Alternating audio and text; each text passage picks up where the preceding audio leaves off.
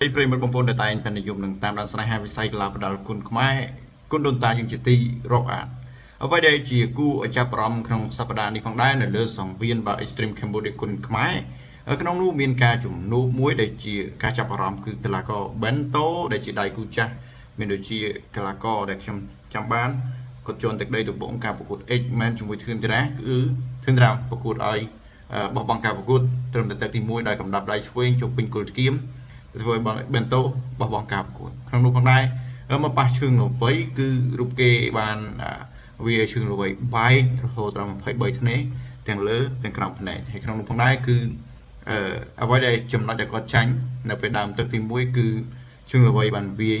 ចូលកែងបាទពេញផ្ទៃមុខធ្វើឲ្យគាត់រាប់មួយសាក៏ដូចជាពីរសាពេលនោះតែដឹងថារាប់បងប្អូនចំណុចហ្នឹងហេតុតែគាត់ចាញ់បើមែនតើចាប់ពីទឹក2ទឹក3អាចតែBentoគេបាទណែនាំយកបន្ទុកលើផងវិញនោះបាទដោយសារតែអីBentoគឺគេល្អក្នុងការចាប់ផងដែរគណៈដែលជើងល្បីគាត់មិនសូវបកកាយចាប់ទេគាត់ត្រែងបែកខ្នងហើយក៏អាវុធដូចទៅដូចមកអាចថាBentoរៀងមានព្រៀបសម្រាប់ពីទឹកប៉ែប៉ុន្តែធ្ងន់នៅទឹកមួយដោយសារតែកីឡាករជើងល្បីគាត់វាយឲ្យBentoរាប់ណាបងប្អូនហើយមកជួបខំនិករាជខ្ញុំគិតថាខំនិករាជគាត់ធន់គាត់ធ្ងន់បាទប៉ុន្តែបើប្រៀបធៀបបច្ចេកទេសបបិសតក្នុងការវាយយកបន្ទុកខ្ញុំគិតថាគាត់ដូចជាមិនសូវបកកាយដូចBentoទេBentoកីឡាចាស់គាត់ខ្ពស់កាយសម្បត្តិល្អប៉ះជាមួយនឹងនិករាជខ្ពស់កាយសម្បត្តិល្អដូចគ្នាប៉ុន្តែបើប្រៀបធៀបនឹងភាពចាស់ទុំក្នុងការប្រកួតបែបយកបន្ទុកខ្ញុំឲ្យតម្លៃទៅលើកីឡាករBento សញ្ជាតិប្រេស៊ីលជាងបងប្អូនដោយសារគាត់ចេះញាក់ចេះវាយចេះដោះគាត់មិនឈរទេកីឡាកររូបនេះបងប្អូនចាំមើលទៅវាយជាមួយនឹងកីឡាករខំនិករាជគាត់មិនទៅឈរដូរជាមួយនិករាជទេគឺគាត់ចេះបឆោតវាយយកបន្ទុកបើសិនជាខំនិករាជមិនចេះវាយឲ្យស្អិតឬក៏ក្នុងលក្ខខណ្ឌណាមួយដែលមិនអាចផ្ដាច់Bentoបានទេក៏ពិបាកក្នុងការឈ្នះបន្ទុកដែរដល់ទឹកខ្ញុំសង្ឃឹមទៅលើកីឡាករBentoរហូតដល់70%ក្នុងការយកឈ្នះទៅលើកីឡាករបាទគុណខ្មែររបស់យើងខំនិករាជខំនិករាជនេះគឺជាវិញ្ញាសាមួយដែលធ្ងន់សម្រាប់គាត់បើសិនជាគាត់ឆ្លងផុតគាត់អាចទៅជួបប្រាស្លែនគាត់អាចទៅជួបកីឡាករគុណខ្មែរយើងវាជាច្រើនរូបផ្សេងទៀតមានដូចជាកីឡាករគីឡូធ្ងន់ក្នុងស្រុកយើងណាបាទហើយមានដូចប៉ះជាមួយបរទេសអីជាដើមមិនខ្វះទេគីឡូធំដែលគេលឿនមកពីអូបេគីស្ថាន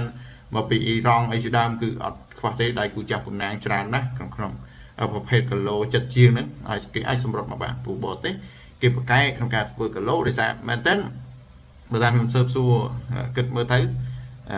ព័ត៌មាននេះតិចគឺគេអត់សូវហូបបាយទេនៅចិត្តគេធ្វើគីឡូធ្វើអីចឹងណាគឺគេតែងតែហូបភ្លើមាន់ហូបជាមួយនឹងផ្លែឈើ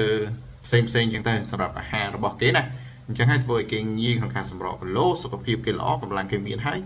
គឺគេងាយនឹងសម្រកគីឡូដូចជាបានកមហាម៉ាត់អីជាដើមបាទបងប្អូនក៏ដឹងដែរកីឡាបាល់ទាត់ខ្ញុំសូវ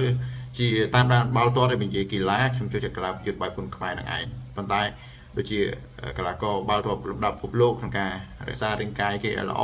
គេអត់ទៅហូបអីប្រេប្រាស់ទេគេហូបជាទ្រូងមាន់ជាភ្លើងមាន់ជាសាច់មាន់អីជាដើមហ្នឹងទៅដើម្បីលក្ខណៈថាងាយស្រួលក្នុងការថែរក្សារាងកាយមិនឲ្យលើសជាតិខ្លាញ់ហើយរក្សាកម្លាំងគេកាយសម្បត្តិគេល្អអញ្ចឹងក្នុងជំនួបនេះខ្ញុំឲ្យតម្លៃទៅលើBentoជាងបាទរហូតដល់70%ក្នុងការឈ្នះខំនិករាជនេះជាការយល់ឃើញទេមានចំណុចខ្វះខាតលើសត្រង់ណាក៏សូមខន្តីអភ័យទោសពីសំណាក់បងប្អូនដែលនិយមគុណខ្មែរបាទហើយក៏សូមក្នុងឱកាសឆ្នាំថ្មីនេះជូនពរបងប្អូនយើងបាទទូទាំងប្រជាជនកម្ពុជាជួបតែសេចក្តីសុខសំណាងល្អរត់ទទួលទានមានបានធ្វើដំណើរចិត្តឆ្ងាយជួបតែសេចក្តីសុខសំណាងល្អបាទសូមអរគុណសូមជម្រាបលា